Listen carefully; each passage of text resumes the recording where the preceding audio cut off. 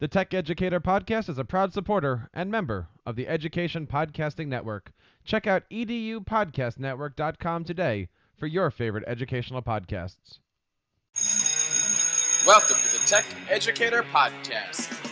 If you are looking to share with your students the best in educational technology, this is the podcast for you, helping you bring out your passions to inspire your students. Live Sunday nights at 7 o'clock Eastern, exclusively on TeacherCast.tv, with your hosts, Jeff Bradbury, Sam Patterson, David Saunders, Jennifer Judkins, Josh Gauthier, Jennifer Scheffer, Jeff Herb, and Waka Patui.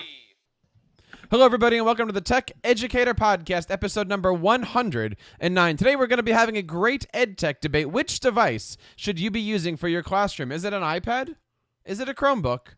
Is it a Surface tablet? Or perhaps something else? We have three amazing panelists tonight and one furry moderator. I want to bring on our moderator today to tell us a little bit about the rules of tonight's competition, Waka Patui. Waka, how are you today? Oh, I'm just great, Jeff. I took a walk earlier. I was sitting on a little circle of stones outside of Google X, watching the self-driving cars go by. It's an amazing world. And how have you been? How are things? I see you there in your makerspace area. You've got some tools behind you and a pegboard. How are things, my friend? Things are great. They've figured out how to 3D print, and now we've opened our own sweatshop. That is amazing. Is that just puppets all over the place? Well, no, it's mostly just teachers kind of tied to 3D printers, relentlessly changing filament. It's like, Leonardo da Vinci's sculpture workshop meets Maquiladora. That is pretty cool. We should do a whole show around that topic. If you are, That's a good idea. If you are with us live today, of course, we are live every single Sunday at 7 o'clock Eastern. You can, of course, check us out over at TeacherCast.tv. We have a lot of people in our live chat box. Please feel free to bring up questions. Walker will be using that to help moderate the event. If you are listening to this after the event, of course, you can reach out on Twitter at TeacherCast. Leave us a voicemail at teachercast.net/voicemail and email us over at feedback@teachercast.net. Waka, you have some rules for us tonight. Tell us a little bit about the debate that we're going to be going on to today. Well, the debate's going to be a classic Lincoln Douglas style debate, which is a thing people say that I don't really understand. So we're going to start with just a general opening statement as to what gives you the authority to speak from the side you are. Maybe you're a Linux distinguished educator, or open source hardware certified educator, or Bluetooth. You get my drift. And after that, we're going to move to specific questions. I'll give the question or the scenario, and each of our constituents will supply the answer or solution, if you will, from their perspective on their device. That is absolutely great, Waka. Would you want to introduce our competitors tonight? Sure. So, but who's on which side? Second base. I mean. So, what I meant to say was part of the rules of this debate, a long-established tradition, is that each speaker will introduce themselves and give us the background information as to why they are qualified to speak to the use of the device they are representing hitherto forthwith. And we'll start with Jen. Thank you, Waka. So my name is Jen Judkins. I am a tech integration specialist with Linfield Public Schools in Massachusetts. And our district went one-to-one with iPads about 3 years ago, and last year we transitioned to Chromebooks. So I have experience with both devices in a one-to-one setting, and we have both types of devices in all of our different grade levels. But I will be representing the Chromebook side. I am a Google certified trainer and work quite a bit with training in multiple districts to get schools up and running with Chromebooks and Google Apps. Excellent. So, speaking for Chromebooks. Excellent. So, Chef, you must be representing the iPad world? I am. I am Team iPad. I am Jen Scheffer. I am the technology integration specialist at Burlington High School in Burlington, Massachusetts. We've been one-to-one iPad for 5 years at the high school. This is my third year as the tech integration specialist there. I also run our student help desk that offers daily support to teachers and students using the iPad.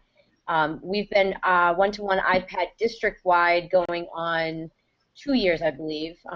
So K to 12, everybody has iPads. There's iPads everywhere in the Burlington district. I am a Google certified trainer, so similar to Jen, I do work quite a bit with Google Apps for education, help my colleagues both in and outside my district with using Google Apps, and specifically a lot of Google Apps on the iPad. I'm not Apple Distinguished yet, but hopefully that will be in the coming years. And I recently just was accepted into the Google Innovator Program, so it's been a really exciting few weeks for me. So I am an Apple fangirl, but I'm also a big Google fangirl as well, drinking the Google Kool-Aid. So this will be an interesting conversation, but I am here to talk about the iPad and the advantages of the iPad. Excellent. You know, that Google Innovator experience, that'll change you forever in ways they won't allow you to talk about afterwards. That's what I've heard. I've been catching up on my Voxer group messages. I was in the triple digits on Voxer. So between Voxer, Google+, Twitter, Facebook, I'm getting my PLN has expanded tremendously. So it's been a crazy weekend trying to catch up with all the communication that's been going on. So it's been a lot of fun. Yeah, that is a lot of fun. So we're going to start this debate with a establishment of continuum. What, Walker? What? What? I'm being forgotten about already? Oh, you're representing someone? I am absolutely representing someone. Wait. We have Chromebooks and we have iPads. And Sam just left. He's gonna go to a different station and do some Linux educate or something or other. What are you doing? I am here proudly representing the Microsoft Surface tablet here and going to be sharing with everybody why Microsoft has a great educational solution here for the K-12 market. Seriously? Absolutely. There's a lot of great things that you can be doing here on your Chromebook. I am a very, very proud Microsoft innovative educator, and tonight we're going to bring it on our side here. Awesome. So we've got a three-way matchup. Just have to correct all the notes I've made. Good news. Didn't make any notes. And we're going to be talking Surface tablets, Chromebooks, and iPads. Awesome. And we're going to ask Craig Yen to hold it up in the chat for the Android tablets, I think. So, scenario. We'll start with you, Jeff. Explain a continuum of awesome from your youngest students to the oldest students you work with. What can they do with a Surface tablet? That's 2 lessons. Young student, old student. No double talk. Go. There are a lot of great things. Timer's running. I'm ready. There's a lot of great things that you can do with this. First of all, brand new to this year is Windows 10. It is a touchscreen operating system that allows you to not only do things with your finger, but do things in a way that you can't do with a Chromebook. It also has a really, really cool camera on here that actually has really good resolution. Not only can you use this thing with your keyboard, you can also bam, make it into its own tablet device, and it has a full keyboard. So when you're looking at things to do with this, can you use the Google Suite? Yes. Can you use the Apple Suite? Yes. Can you use the Microsoft Suite? Yes. You can make full videos on this. We have a subscription here in our school to Adobe, and we're, of course, using the great tools like Adobe Premiere, Adobe Photoshop to do things. We can also do some of the great Chrome extensions that are out there that some of you guys out there might be, talking about. I don't know. Maybe that'll pop up today. But you can do anything that you want with this awesome Surface device. So, Jeff.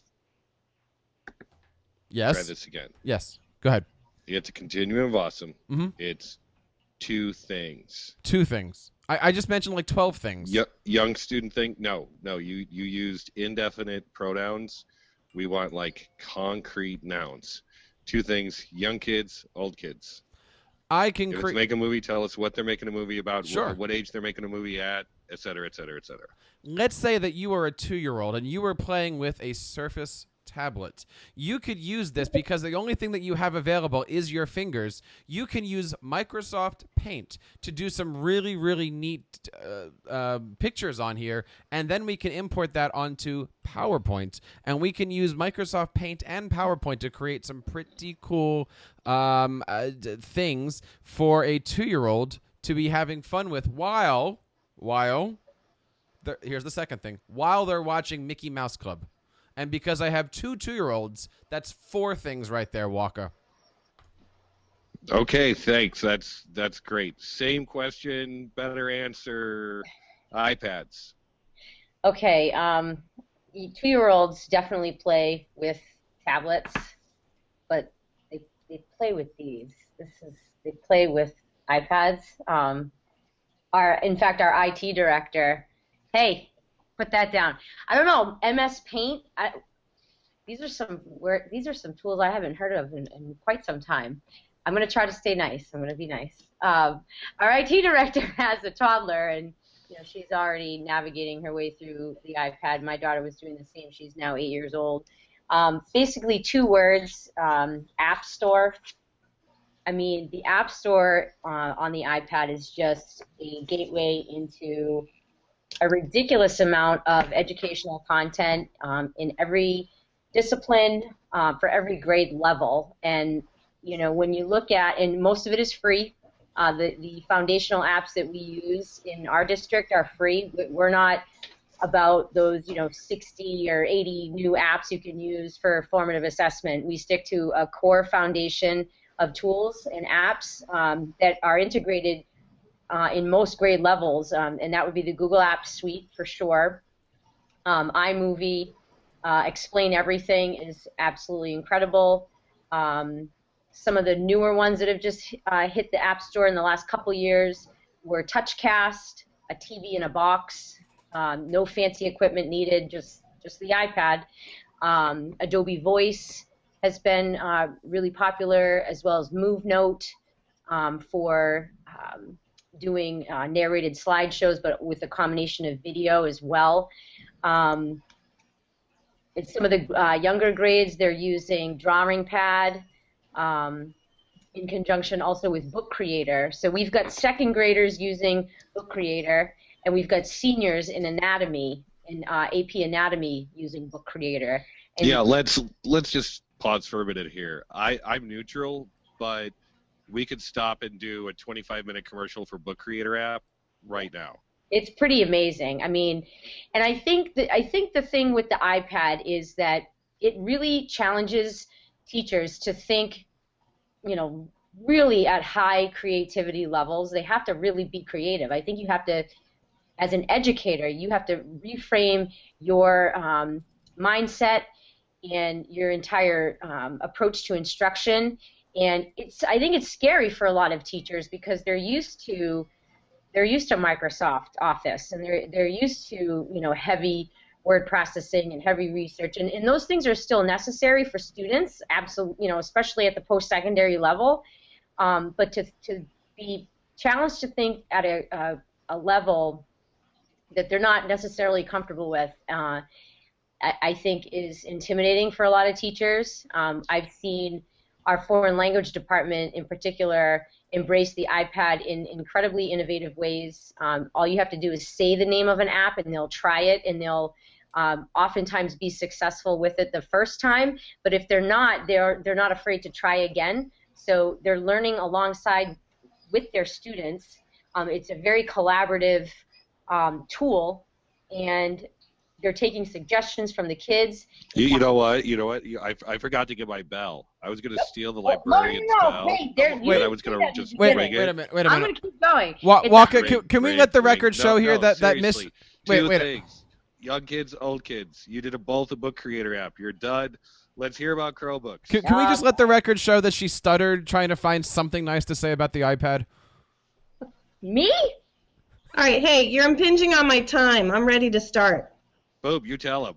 All right, so Chromebooks for young kids versus older kids. So Chromebooks are typically seen as a device that works particularly well for older students, middle and high school, because of the fact that they're working very often in the Google Apps Suite, creating presentations and documents and doing research online. But one of the things that's really powerful about Chromebooks at the elementary levels is that when you have a Google Apps district and you have Chromebooks which are registered as part of the Chrome device management platform, you can set permissions and create a very specific user experience when students turn on a Chromebook at the younger grade levels. So it helps, the management of those at the younger grade levels is really powerful, because you can avoid students having to log in at all into Google Apps. When kids are typically below grade 2 or 3, we don't have them logging on to their Google accounts. And so they can still use all of the amazing free web tools for education that are in use in all of our buildings. So Chromebooks allow students to access a wide variety of free tools that are web-based so that they can use those on any device. And because it's a full web version, unlike an iPad where there are times when they can't run certain apps or certain websites, they don't have that limitation. You can go. You can use the F word. You can say flash here. They are snazzy. Flash. So the second question has to be, we're going to move away from students for a second to talk about management and deployment on each device. We're going to start with iPads, then go to Chromebooks, then go to Surface. So talk to us about how the IT department gets stuff to kids and keeps kids safe and replaces stuff when it gets broken. Go. Well, I'll start off by saying that in Burlington, we probably have the best IT department in the country, if not in the world. And I mean that in all sincerity. They would be like, whoa, I can't believe she's saying that.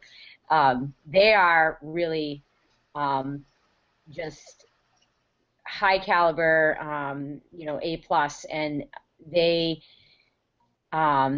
know the management of the device inside and out. And we just had a big group of visitors come to Burlington, and a lot of the teachers were saying, how do they know all this? I'm like, that's their job. And they, it sounds to me like there are a lot of IT departments that really don't know the ins and outs of deployment of the iPad. So our guys do. They've been doing it for 5 years. We use a mobile device management system called Casper, and our systems administrator, our network administrator, really they have full control over the device. It's filtered and for inappropriate content wherever the student goes. So whether they're connected to their home network or they're at Starbucks or any public network, it's still being filtered through our, it's a global proxy that they use. And then if necessary, on individual case-by-case basis, they can create individual profiles for students if that's necessary. But it really hasn't been. We really haven't had to put the device in lockdown, so to speak. We didn't have the issues that the Los Angeles Unified School District did with our students, jailbreaking the devices and doing all those things. We spent a lot of time on digital citizenship, so the students know that everything's being filtered by our IT department. We push out apps that are paid, such as Book Creator and Explain Everything, through a program called the Volume Purchase Program. So that's all run through Casper as well. So I work alongside the IT department to push those apps out to students, and they end up getting the application for free. You know that volume purchasing program has been around for a while. Yeah, it first showed up in a song in the late 90s or early 90s. What was that song?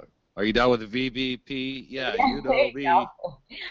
What I have heard that Apple is coming out with an even simpler deployment program soon. They're also coming out with something called Apple Classroom that is in beta currently. So we're excited to see those roll out, and I believe the management and the deployment of the device is going to become easier. That's a snappy name. It Classroom. is very creative. How'd they come up with that? So, all right, now that we've moved into rumors, I'm cutting you off. All right. Management deployment, Chromebooks. Go. Oh, yeah. This is where the Chromebooks are just such a fantastic device. As I said in the beginning intro, we had iPads deployed first, and then last year made a switch to Chromebooks, and the reason was, one of the biggest reasons had to do with the management of the devices. It almost, while it helps to know lots about deployment with iPads, the fact is that it can be really difficult to manage them because students aren't good about updating devices. And so as a teacher, when you'd go into a room, you wouldn't always have kids on the current version of an app, and problems would occur. So with the Chromebook, what's great is they're automatically always they're always current and up to date, and there's nothing that needs to be done on the student side. As I mentioned before, you have the Chrome device management, so you can set users into different groups and set permissions by those groups so that younger students have a different experience than older students and access to different tools. You can push out extensions and apps just as you can for an iPad. Of course, you can do this individually, or you can do it by these groups that you create. Excellent. Now, the one we're all waiting to hear from is Jeff. He's been very busy in the chat learning about Surface tablets, apparently. Jeff, tell us about deployment and management on the Surface tablets. Walker, I'm so glad that you asked me that question. I'm very, very lucky that I am actually broadcasting in a one-to-one Surface Pro environment. That means that my management of this is pretty darn easy. All I have to do is reach over here and grab it out of the amazing charger here.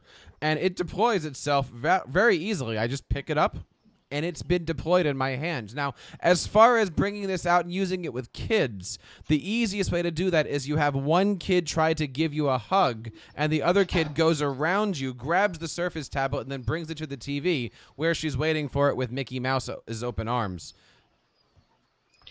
Excellent. Thank you. You're really helping me make development decisions for my campus.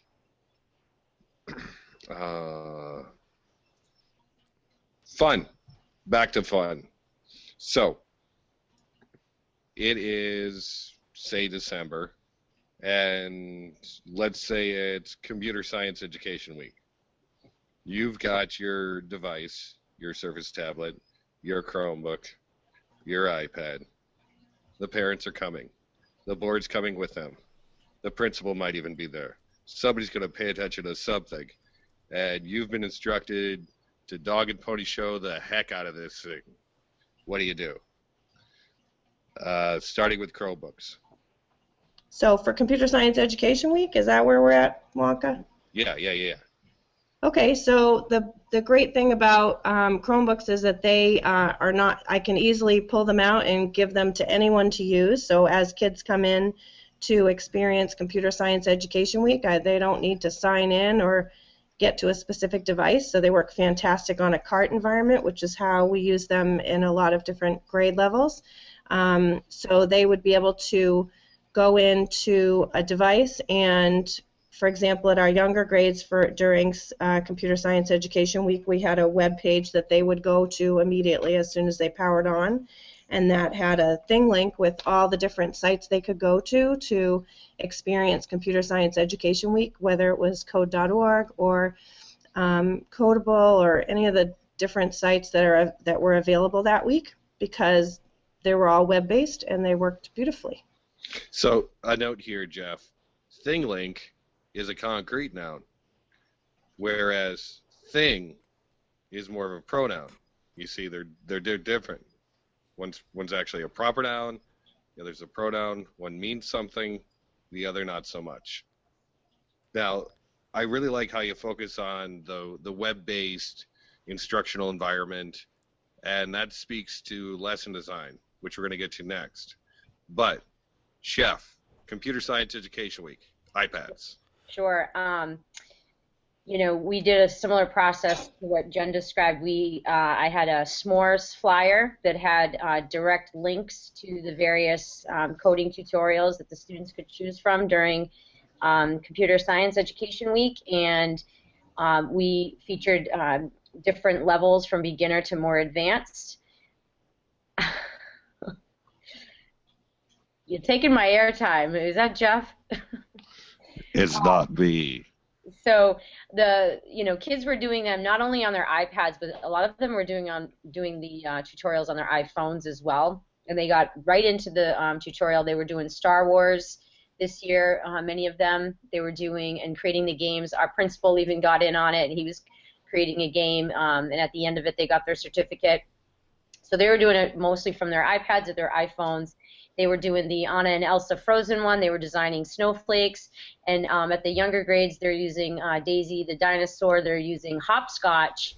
And last year, I worked with a third grade class that did some crazy stuff with hopscotch. They made full-blown games and really took it to the next level and just blew my expectations out of the water. And I had tweeted out a picture of a couple of the kids and what they had made, and it was all the code. Hopscotch actually tweeted back and said, wow, that's a lot of code. What did they make? I said, why don't we do a hangout and they'll show you. So we did a live hangout on air, and those third graders, about 20 of them, each went up during that hangout, and they were able to show the developers of Hopscotch what they had made on their iPads using the Hopscotch tutorial that was featured on code.org. So they were actually talking to developers of the tutorial, the people that you hear in the little videos and whatnot, and it was an incredible experience for the kids. So there's another coding app that's popular at the elementary level. I believe it's Tinker. So yeah, the iPads work fantastic during Computer Science Education Week. Kids love it. Oh yeah, hopscotch is great. Yeah. What I've seen done is you can teach geometry in hopscotch, and then the following week, you do the same thing in the SPRK app with the Sphero robot, and the robot, goes around in a square. Well, Yeah. not around, but you know what I mean. Yeah, we had about 450 students this year do it at the high school level alone. So we're hoping next year it'll be the entire school, if not an entire grade level. And it was not just math and science students. It was kids from different disciplines as well. And Lightbot is another one that the students have a lot of fun with of all grade levels, and they do that right on their iPads. Yeah, that three-quarter view in Lightbot, that's challenging for some. Yeah, it's pretty tough. So, Computer Science Education Week, Microsoft Surface tablet, go.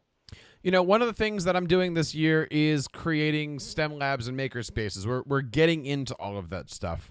And one of the things that we're looking at doing is bringing on Legos. And I happened to be speaking with the rep for Legos the other day, and I said, you guys are really into STEM and maker spaces and science and engineering. I said, what do you guys have currently for Chromebooks? And he goes, we don't have a lot of stuff, but do you have any Windows tablets? I said, absolutely. The Surface tablet is fantastic. And he goes, that's awesome, because all of our Legos things work great with Surface tablets because they're running a full operating system, and so not only can you do things like the We Do kits, but you can absolutely go completely crazy with your coding skills to work with Windows.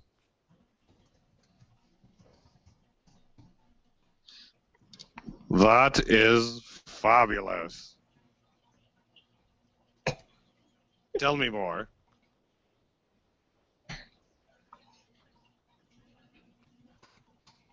Please. Oh, tell me more. Talking to me. Yeah. Sorry. Who else am I talking to? I don't know. This was an audio show, and suddenly nobody was speaking. Yes, you fail. Well, there's a lot of things that you can do here with coding and stuff, and I would honestly say that if I had more background in coding, I would come up with some better things. I know you can go to the Tinker website using the Surface tablet, but there's a lot of things that you can do on a Windows environment that have to do with coding. They've got a whole coding challenge for Who's speaking? I don't know. Oh. Walker, you've changed. No. What? I don't know. So, the real challenge is finding your voice again once you've put it through 2 or 3 changes. Honestly. Once you go there for we the go. change. Ugh. Like a pair of shoes that don't fit right. Ugh. So, we've talked about Surface tablets, iPads, and Chromebooks. We've talked about Computer Science Education Week. We've talked about all kinds of stuff. But let's talk about daily workflow. We've heard a little bit about Apple Classroom. And I'm sure there's similar products in other platforms. So, starting with, I think we're back to Surface tablets. Let's hear about Classroom workflow. Go. You know, the Office 365 suite has a really, really robust avenue for students and for teachers. I mean, there's so many great things that you can do with Office OneNote, from taking notes, taking audio, organizing your thoughts, sharing notebooks. It really does take the power of Evernote and PowerPoint and all these great things that you see and really puts them all in one spot, and then makes it completely collaborative. If you're doing a doc, you can write on that doc, you can share the doc, put it into your OneNote notebook. Yes, sorry, I was distracted over here by the Surface tab. It's so shiny. And then the kids can completely share all of that stuff with their teachers and with everybody else at home and do some amazing things. In addition to that, because you're running a full operating system, you do have the opportunity to run the Google suite of tools. And you do have the opportunity, if you're using a great emulator, to run the Mac apps. So there's a lot of neat things that you can do that are cross-platform. If you want to use Google Classroom, you certainly can. If you want to try something from Apple, you certainly can. And if you want to stay in that great Office 365 system, you can certainly do that. There is not a limit at all to what you can do on your Surface tablet. And the OneNote collaborative notebooks has some amazing tools for teachers. Absolutely. There's class structure. There's all kinds of great stuff. Absolutely, and you can use a pen, and so it takes handwriting, and it is really, really amazing. This isn't the exact pen, because the exact pen is actually, well, it's sitting in front of Mickey Mouse because my kids like to walk away with it. But there's a lot of neat things that you can do on your Surface tablet. Is there a remote tracker for that pen, like a Find My Pen button? Yeah, my wife and I are trying to be remote trackers for that pen. Good luck with that. On to, let's see. My notes say I have no idea. Who's next? I'll go. Awesome.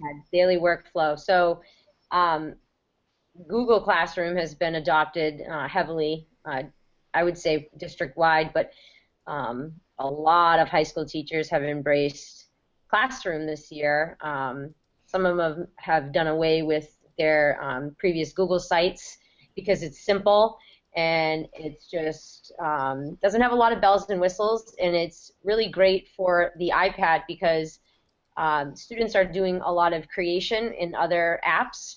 So they're making those books in Book Creator. They're creating Show Me's. They're using Educreations. They're using Explain Everything. They're making iMovies.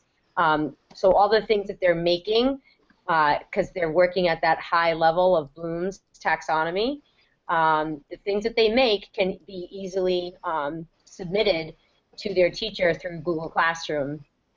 And then, you know, students in my help desk program, for example, everything that they make is not just shared with me, it's put on their blog. So they can use the WordPress app or the Blogger app or Weebly, and they publish not just to me and their parents, but they publish to a global audience. And they do that through the creation of a digital portfolio. At our elementary and middle school levels, kids are doing the same thing. So they're creating their products for their courses and their teachers, but they're archiving their work in a digital portfolio, and it's Blogger for the most part at K-8. And so the daily workflow is with Classroom has been ideal for teachers in the Google apps. We got rid of Microsoft 5 years ago. And we're exclusively Google Apps for collaboration, so kids are, really comfortable with sharing. Classroom has automated a lot of the sharing that was going on before, so it just makes it even easier. And teachers like it because it just lets them have more classroom instructional time versus, trying to figure out some convoluted, cumbersome system. So now I want to bring it back for a moment to the language automated sharing. Yeah. Seeing as this is a debate in a fairly political time, that sounds like socialism. Well, it is Berlin. It is Massachusetts, so very blue.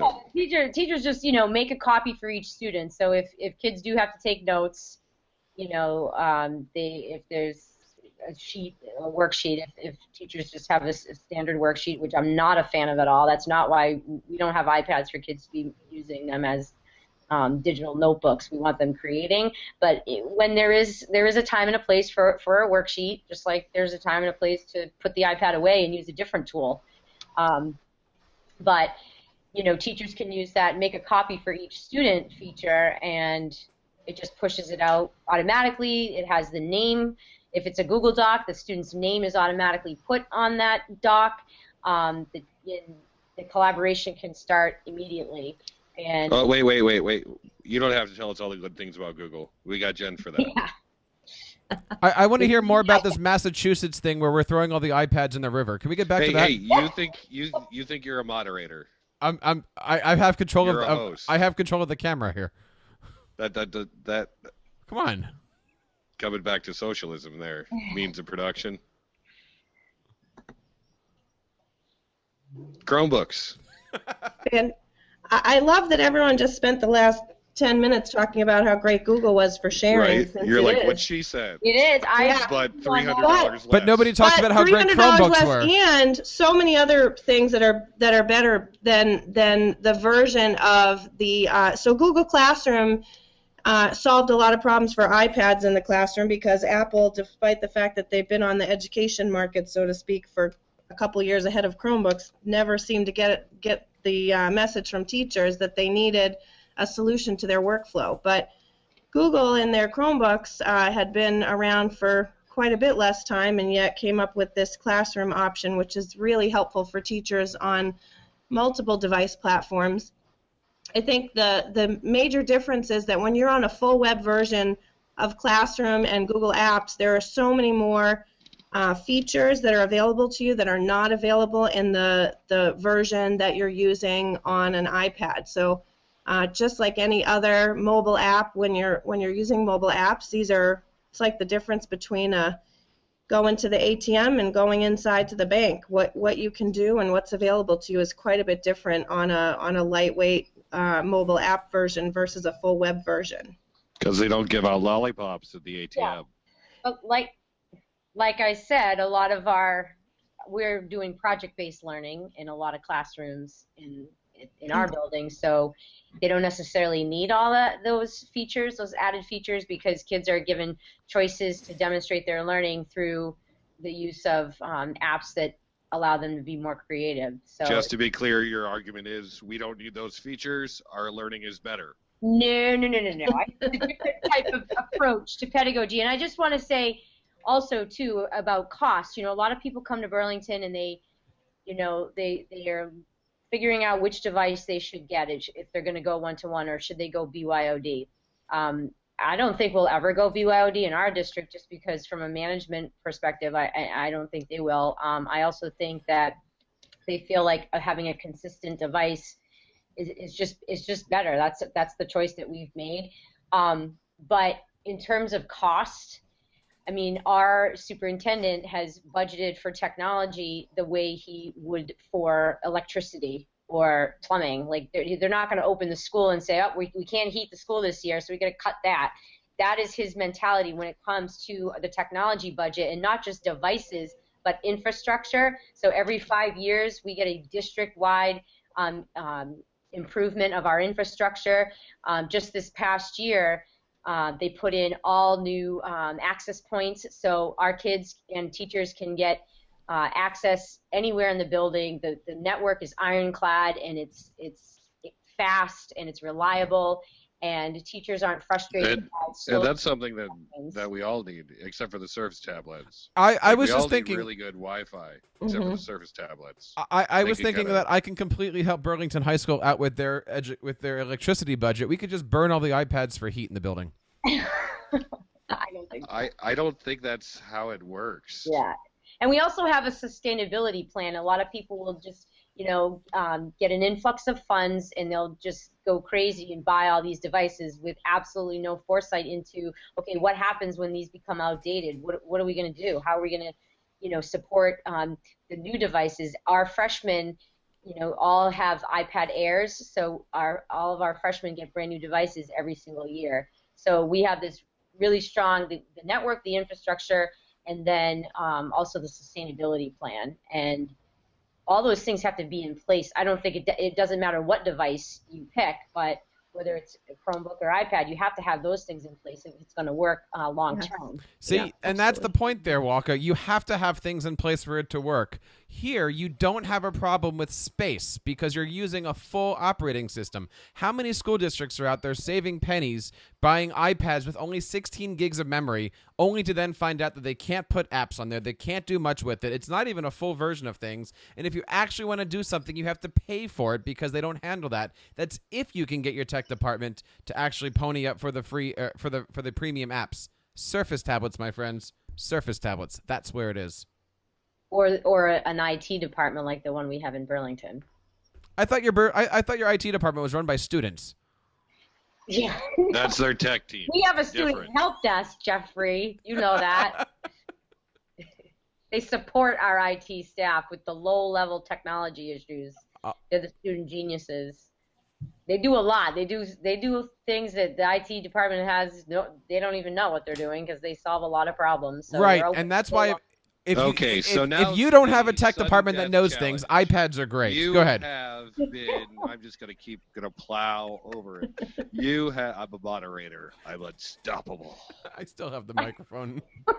I've got the volume button here. Go ahead. Oh well, I have my delusions, and you can't disabuse me of them. I'm a teacher. Anyway, so here's the challenge. You have $10,000 to make awesome learning for as many students as you can with your devices.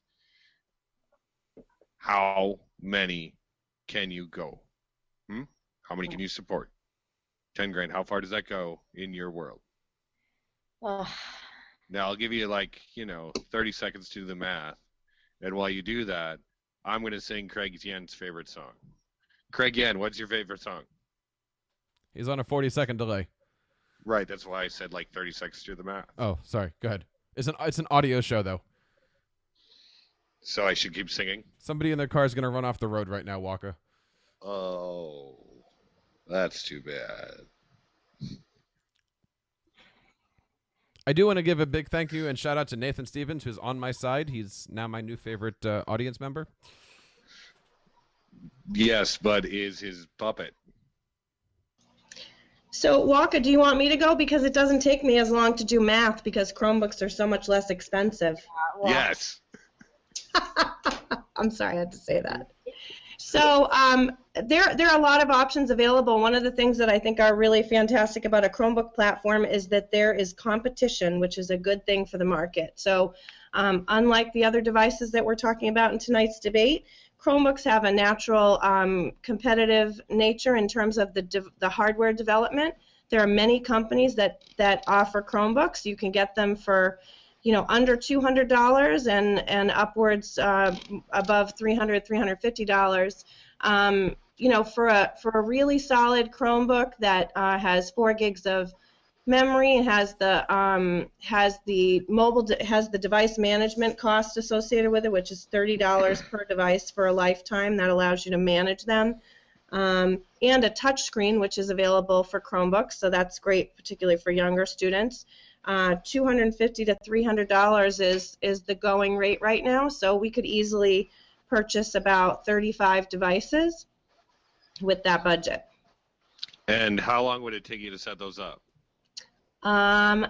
They come out of the box. I just need to log them into the system by serial number, which I can do with scanning, and about 5 minutes per device. All right. There's no install of anything, and I really don't have to update them at all while they're out with students. I can do that all remotely from the Google Apps admin console. Awesome. Jeff, you got an answer? I'm going to pass this one here until I hear about the iPads and until the chat box gets me the right answer. Well, I'm going to pass too because, you know. Wait a minute. You're passing back to me? I'm going to let me qualify that.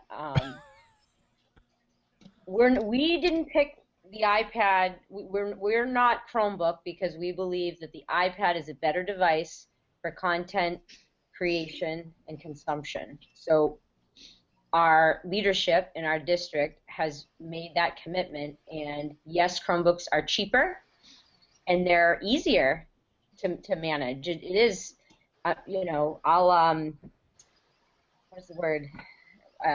Cede the point. Yeah, when they lose, whatever, concede. Yes, sure, it might be easier. It's going to be easier for your IT department to manage and to deploy. But I've heard my director say this time and time again.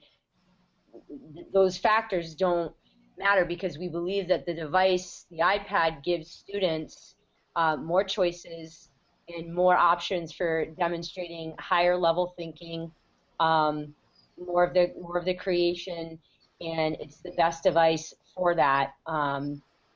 It has a lot of possibilities.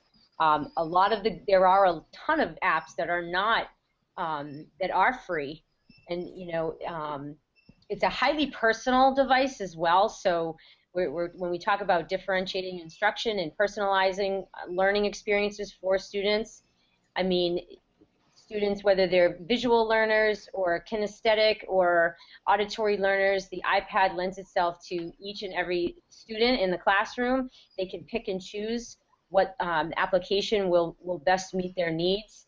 Oh, hey, you just reminded me of something. What about shared devices? We haven't talked about shared devices. Oh, bring it on. Bring it on. You don't. Shared devices. I'm ready for my shared devices. We're one-to-one. Everybody. Ready. And as far as the updating goes, you know, we teach our kids how to manage their own device at the high school level. Kids take that device their freshman year. They're fully responsible for it for all 4 years. And they learn how to manage their device themselves. They know how to update apps. They know how to update their iOS. And we're producing students who are highly competent and very tech savvy. And our kids also, you know, we talk about the keyboard. You know, the younger kids that are coming up, they don't need a detachable keyboard. Adults need keyboards. Kids don't. No. 2-year-olds are growing up with these iPads. So I see these kids type lightning fast, not only on an iPad, but from their phones as well, with 2 thumbs. And so we may say, you know, oh, well, that, you know, they need to learn, they have to know how to type. No, they do not. I'm seeing the younger kids coming. Hold on. Whoa. Hold on. Wait, wait. Throwing down the gauntlet. Park test, excuse me. Park test. We tested 3,500 students in the district in less than a week on the iPads. Yeah, because we had the capabilities to do it. We had the devices, we had the network. The Pearson app was not ready, but we were. So we hosted an entire one-day conference for districts all over the state and beyond that wanted to know how did we do it. Well, we did it because, like I said, we had the devices, we had the human expertise, we had the support in every building, and we tested 3,500 students on multiple devices. So we were actually a case study district for the state of Massachusetts. We tested kids on iPads, Chromebooks, PC, and Mac labs, and I was involved in that whole process. So I got to see what was going on each of those devices. So you know, like I'll go back to just saying that's our commitment in Burlington, and I don't see us. You know, we test every device. We look at Chromebooks. We look at all the different models of Chromebooks that are out there. Our entire elementary staff, teaching staff, has Chromebooks. So the teachers have Chromebooks and iPads. The kids have iPads. And, we're not,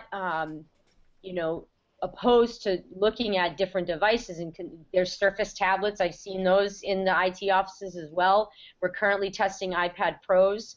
So we're just thinking about what's the best device, what's the best, what's going to help achieve the learning goals and the type of instructional practices we want our teachers to be employing in the classroom. Our kids, too, are capable of jumping on multiple devices. They can go from an iPad to a Chromebook to a PC to a Mac.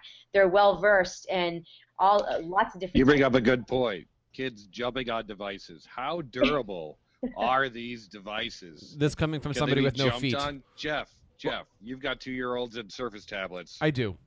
Durability. Talk to us. Well, look. Let me Are go. there teeth marks? Yes, the but corners? let me go back and explain a couple of things, because clearly there's two things going on. Everybody here in our chat room is picturing 3,500 Burlington kids all taking a standardized test while wearing a three-corner hat. Now, everybody else here on the panel is going back and forth and saying we're still trying to make decisions of do we want iPads or Pros or whatever that is. Looking at cost, if we wanted to make a Surface tablets and we wanted to take out all the RAM, take out all the fun, take out the hard drive, take out most of the things that it can do, strip the operating system 3 ways till Sunday, okay, we could call it a Chromebook.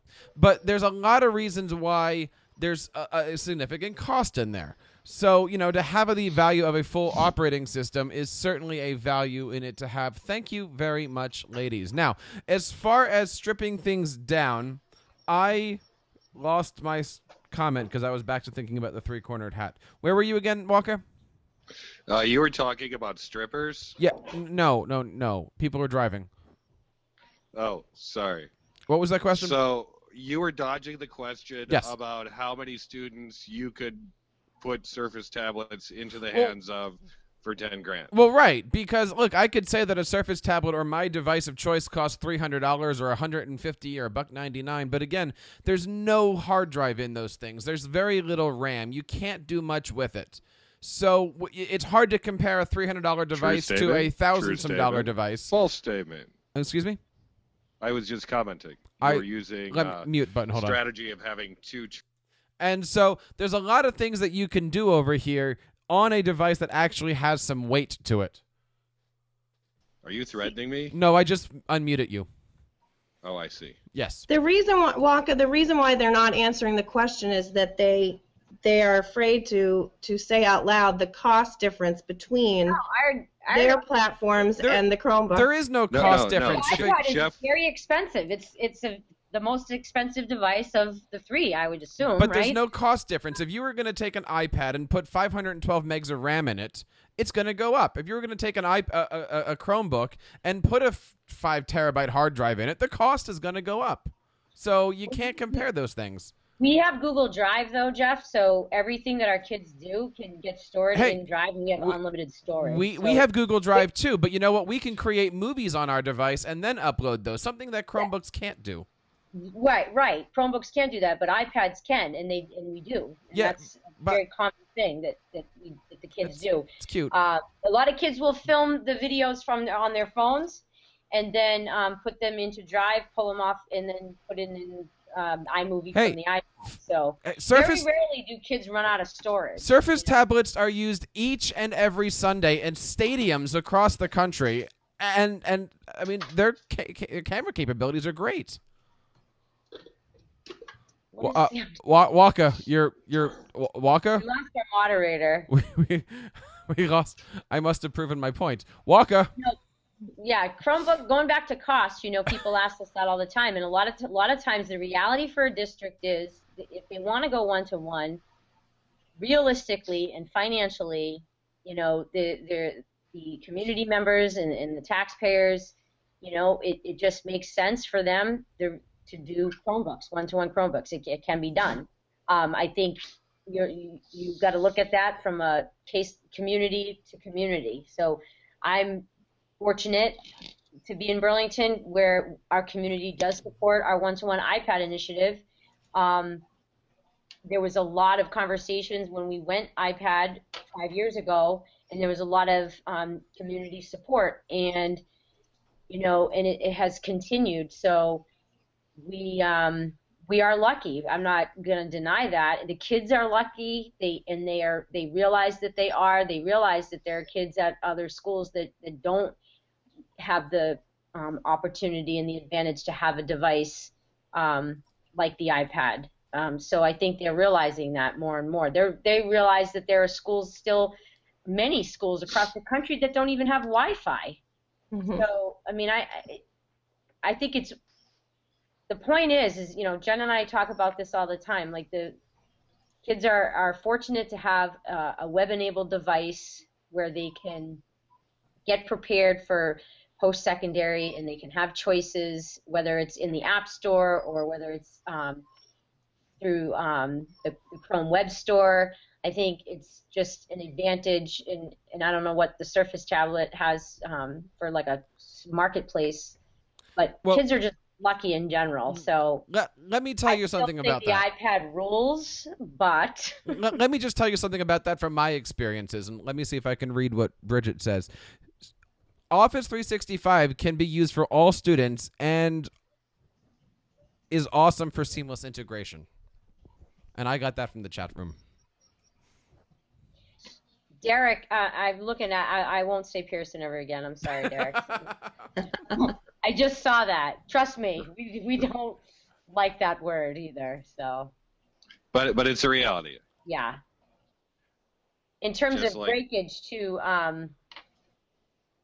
and I say to the kids, I'll be at the help desk. Kids will walk in with shattered iPads. I say, you do realize it's made out of glass, right? Where's your case? So yeah, there's some breakage. It's minimal at the high school, and it's real low at the elementary level because they stay in the carts. They're in a case. They don't go home with the kids. But in the 7th grade, we just had and they don't drop them so far. Come on. I guess 2 in the feet 7th versus grade, 5 feet. It's a big difference. Yeah. I guess there's a lot of breakage at the middle school level. I don't know if it's the age or what have you, but I think everything goes wrong then. Middle school, yeah. Everything. So our debate has raged far and wide, but in reality, teachers have very little say over what devices get put in their hands. So let's finish with best advice for teachers with your device, starting with Chromebooks. So best advice for teachers with Chromebooks. I think one of the things that is great is the ability to use and rely on web-based applications. It creates a great basis for equity when you're sending students home. If you're in an environment that can't afford one-to-one and as a teacher, you're using web-based applications, then for the most part, students may be able to go home and access those even if they can't bring a device home.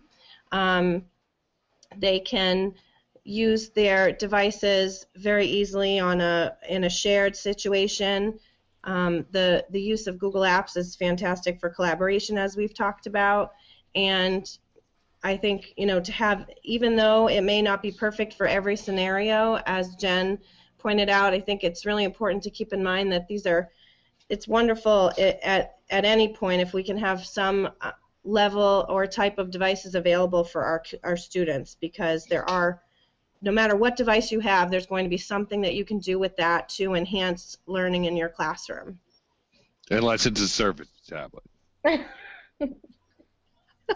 I mean, onto Surface tablets. Best advice for teachers working with Surface. That's a good question here, Walker. There really doesn't need to be any best advice, because the bottom line is this. More often than not, teachers are out there using Windows devices, and so they know how to use a mouse. They know how to use a clicker. They know how to put their fingers on screens. They know how to use Microsoft Word. They know how to use email. They know how to use PowerPoint. They know how to use spreadsheets. They know how to do all of this stuff. So in order to go from a Dell Windows desktop and move it over to the Surface tablets, there is really a seamless transition there. And the fact that there are lots of schools going Google Apps for Education, you can do that on a Windows machine. And by the way, I am so thrilled about some of the great stuff that's going to be coming out in the Windows world here. Why would you want to go into any other way? There's so many things that you can do out there. And again, you can bring all of those worlds onto a Surface tablet and still have room for extra apps or movies. One of my favorite apps to use on the Surface tablet is Minecraft? iTunes. Minecraft. Well, I didn't even get... I thought we were going to talk about Minecraft in the second half of the show. So there's a lot of neat things here. And then there's Minecraft. So, I mean, that's something that you really can't do in a Chromebook yet unless you hack into it. And who wants to hack the classroom, right? So there's a lot of neat things that we can be doing here. So go ahead, Walker. No, there was a giant Microsoft Hack the Classroom event. I think people are actually pretty interested in hacking the classroom. Let's get back to talking about things that you can't do on an iPad. Well, I get to Then say the conversation is over because there isn't much. So my advice to teachers is, if you're just going to take everything that you're familiar with from your PC world or your Windows world and you're just going to put it on a Surface tablet and keep doing what you've always been doing, you're in the wrong profession and you're probably not really up to speed with the kids who are sitting in front of you because they're nothing like you. And they're learning I hope not. in a completely different time and space, and if you're just going to maintain status quo and you're going to have this mindset that it worked for me, the tools that I used worked for me, so they're going to work for the kids of the 21st century, you're wrong. You have to be willing to, and especially if you get an iPad and you need to get out of your comfort zone, and that's okay, and it's necessary as an educator today to have an open mindset to try new things because the learners of today are different. And the skills that they're going to need to succeed in a global marketplace are different, and you have to be willing to take risks. You have to be willing to try new things and think in different ways, and these are the things that our kids are going to be asked to do if they're really going to contribute to continuous innovation and be competitive. That's the role of a teacher now, is to give up some control, try new things, maybe feel uncomfortable, have an open mindset. You get a new device. If you don't have control or say in what you get and you get handed an iPad, frankly, I would be super psyched if I were you, and I would just start, learning. Take control of your own professional development. You can do it through Twitter, through Google+, through Facebook now. There's tons of educators on Facebook. There's no excuse now for not knowing how to leverage a device regardless of what it is, whether it's that iPad or a Chromebook or a Surface tablet. If you get something new handed to you, you owe it to your kids, if you're going to be in this profession, to try new things and to keep kids challenged and do different things, because the world is different and we need to prepare them for that rapidly changing marketplace. Awesome. We're gonna bring this debate to a close. I've got the points here. Let me check. Yep, our judges, we've had 4 judges working with us. We want to thank them all individually without mentioning their names. They were really great. You know who you are. And the points come back as follows. The third place winner, I think is the terminology that we use here. The third place winner in the great debate of devices was the Android tablet. Good job, Android tablet. Who was talking about? Anyway, wow. The judges got very technical, and they created a whole spreadsheet here that won't copy, so I can't share with you, and I can't. There we go. Is my screen sharing? No. Oh, well, what you can't see is that the iPad and Chromebook are essentially tied, but at very different points. And the judge's summary says, get to work and make awesome learning. Go. So that's it. It was a tie. Well, but what about the awesome Surface tablet, Sam? Walker. Let's see. Judge's note on the Surface tablet. They're still really mad about that NFL thing. Next week we have can we move on now? I cannot keep up in this chat, guys. There's a lot of people on this chat that are pro Surface tablet. That's all I can say, and I think that's wonderful. I wonder why. Because they're amazing. I'm going to go get my iPad friends, and we're going to continue to go to these shows. I think Jeff must have rounded up all the people he knows. You mean the fact that I had the Well, guy that we're glad they're here. You mean the fact I that got the iPad using friends. It will be in a follow-up. Trust me. Hey, just because I had the guy that makes OneNote put stuff out to the entire MIE community for me. I mean, come on here, right? And by the way, Bridget, you're wonderful. I can't wait to do a show with you sometime. You can come on anytime. How's that? Sam, I didn't hear you say anything nice about the Surface tablets. It's your turn. Go ahead. Oh, yes. Well, Surface tablets, they're very shiny. They're reflective. Come on, read what I wrote you. I said read what I wrote you. Just word for word. Where'd you send it? Never mind. Oh, I see. I like Surface tablets because they have the keyboard and it, BAM!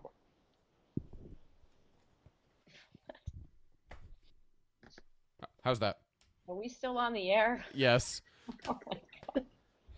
It's 8:06, just FYI. I tried to end the show coherently a while ago. Walking to this whole wrap-up, they just kept going. Waka, thank you so much for participating. Jen, you guys are awesome. And you know, I think the big thing here is it doesn't matter what device you have as long as it runs Windows. Thank you guys very, very much for coming on. Hold on, let me mute this for a second here. Relentless. Yeah.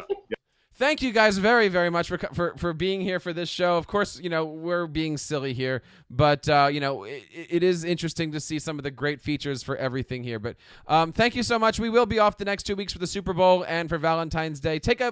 Wow. You can, of course, reach us on Twitter at TeacherCast and leave us a voicemail over at teachercast.net/voicemail. Until next time, which is 3 weeks from now, keep up the great work in your Windows classroom and continue sharing your passions with your students. Introducing PikaPack, a new social and emotional learning program designed for the class and the home. Discover original stories and Common Core aligned lesson plans to teach your class skills such as empathy, kindness, and respect. Access easy-to-use 20-minute lessons with ready-to-go templates. Send parents class updates, discussion questions, and digital stories to reinforce the learning at home and hear their feedback easily. View progress reports on Common Core standards practiced and activities completed at home. Sign up for a free account today at pikapack.com.